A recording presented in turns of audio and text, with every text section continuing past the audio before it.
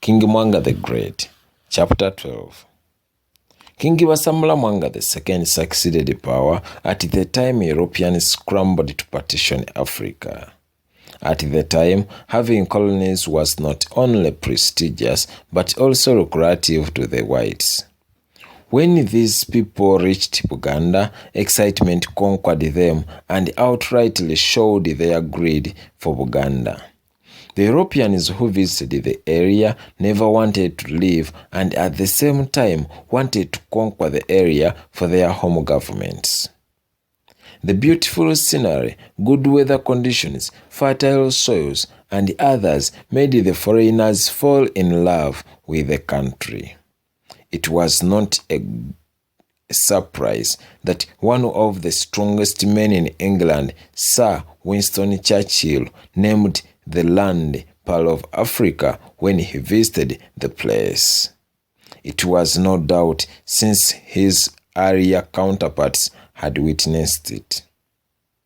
The love to take over Buganda did not pause, however much the British and French were already in the area. A German explorer known as Karl Peters visited Buganda on 25th of February 1890 and reached the King's Palace on 27th February 1890. However, Karl was not working on behalf of the German government. He managed to sign a treaty with King Mwanga II that forged a relationship between Buganda and Germany. The king's words were clear.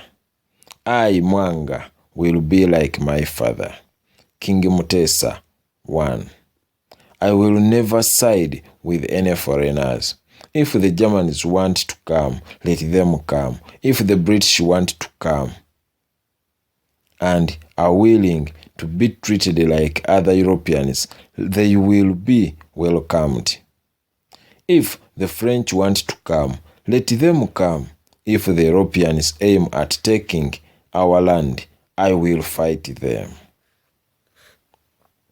In the same meeting, Karl Peters said, if the British allege that the King of Buganda is not supposed to sign another treaty with another person, it means you have become slaves for the British. He spoke this having been briefed by the French missionary, Laudel Mapera, who was so close to the King of Buganda. He introduced Karl to the king. It should be noted that Karl had no idea about the agreement reached upon by the two European countries, Germany and Britain, earlier about matters concerning Buganda, in which the German government openly let the British take over Buganda. This act of Karl annoyed the British under Captain Frederick Lugard at Old Kampala. These grew suspicious about Karl Peters' activities in Buganda and watched him with keen eyes. The tense situation elevated between the British Germans in Buganda. Their conflicts went in open one day when the Buganda Parliament Lukiiko sat. Karl Peters and Captain Jackson almost fought in front of King Mwanga II. Captain Jackson of the British camp suggested that the king had the authority over everything.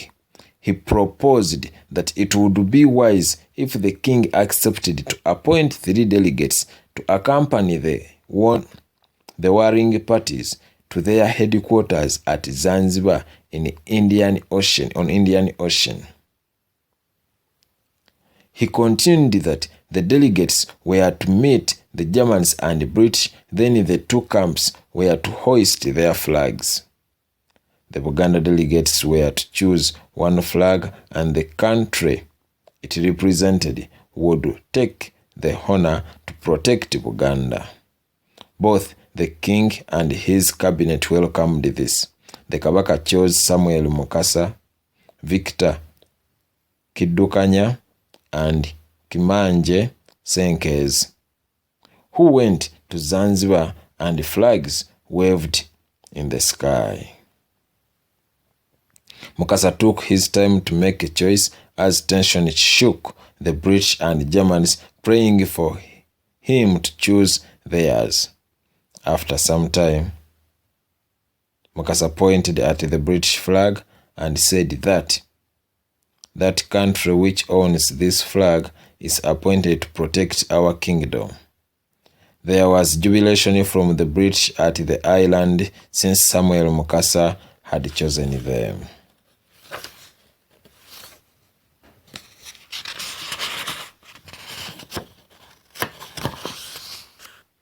When the party ended, the leader of the British company in East Africa handed in 3 British flags to Mukasa. One was to fly on the way back to Buganda, and the second was for the king, and the last one was his.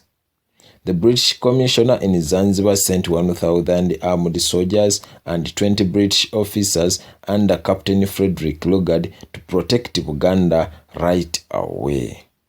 Mukasa reached the king's palace with the men who he introduced to the king of Buganda, Mwanga II. The king was so happy and ordered his new soldiers to demonstrate by firing bullets 75 times in the air. He confirmed their skills and gave the 20 officers a place around Old Kampala to establish their quarters.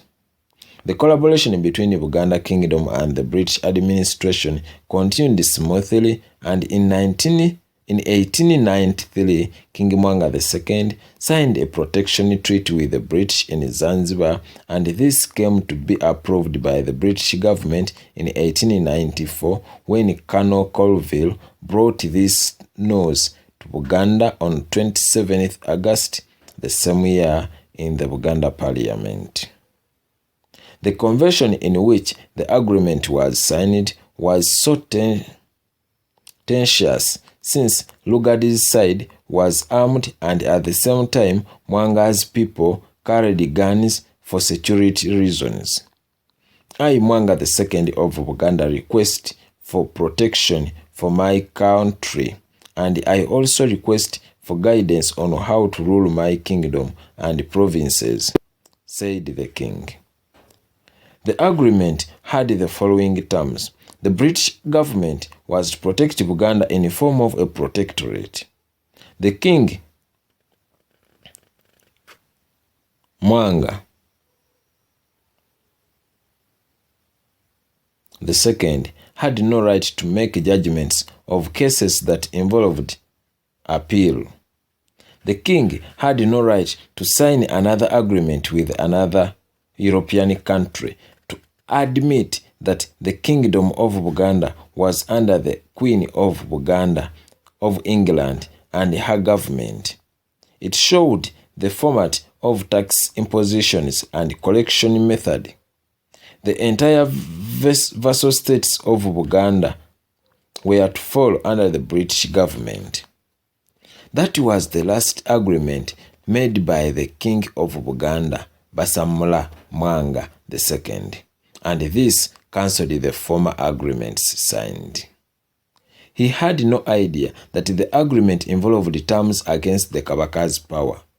With time, he realized that such treaties had taken away his rights one after the other. He was not exempted from any form of taxation, yet he was the owner of the country. The king felt so bad about it. At the end, the British taxed his ivory, then went on to other merchandise. Unfortunately, he had put his loyal men to collect taxes from traders and paid them a big share of revenue got from taxes. This annoyed the British administration and promised to take action.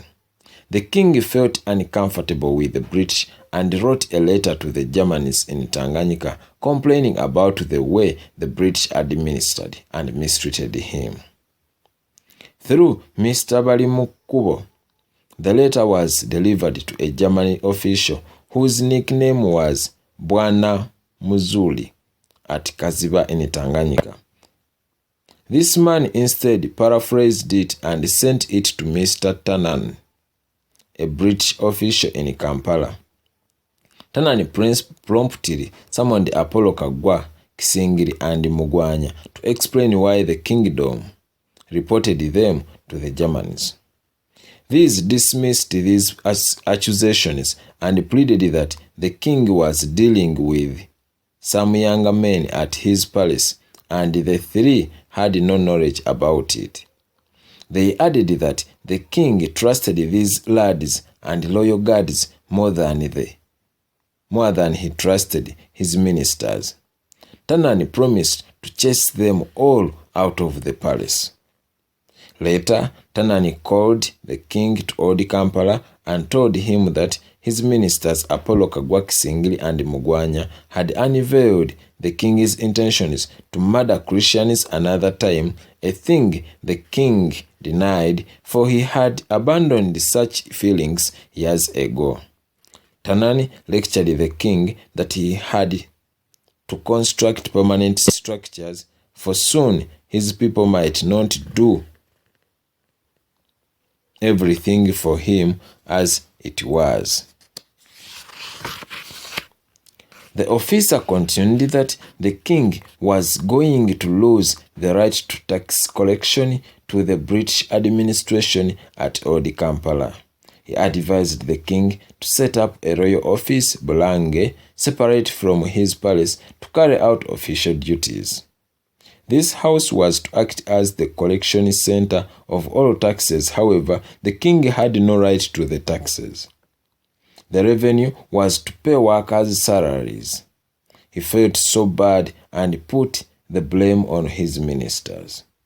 While the king was mourning this debasement, Tanan sent him a letter ordering him to collect all the guns from his people in the kingdom and surrender them to the British administration at Old Kampala for registration. The king was left shattered because the foreigner was giving him orders without discussing the matter with him.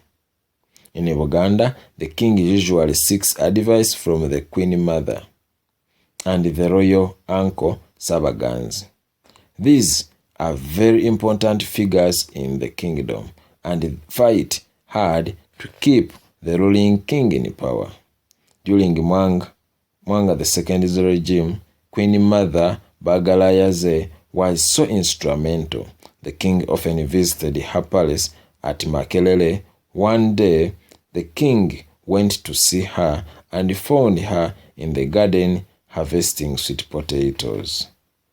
The king joined her and did the harvesting until he was tired and asked her to go home. He had issues to discuss. They talked for long hours until late in the night. That was in 1897. And this became the last meeting between the Queen Mother and King Mwanga II.